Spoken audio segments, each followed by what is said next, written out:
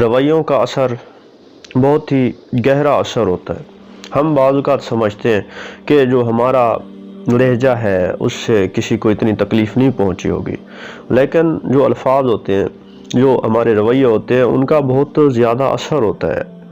یہی زبان ہے اگر چاہے تو کسی کو حوصلہ دلا دے، اور یہی ہمارے الفاظ ہیں کہ اگر چاہیں تو کسی کا دل توڑ دے۔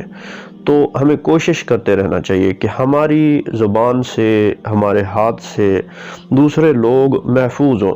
اگر لوگ ہماری زبان سے محفوظ نہیں ہیں، اگر لوگ ہمارے ہاتھوں سے محفوظ نہیں ہیں، تو اس بات کا مطلب کہ ہم اچھے انسان نہیں ہیں۔ اچھا انسان جو ہوتا ہے وہ سب کے لیے امن و سکون کا باعث ہوتا ہے۔ تو اچھا رویہ انسان کی اپنی شخصیت کے لیے بھی اچھا ثابت ہوتا ہے۔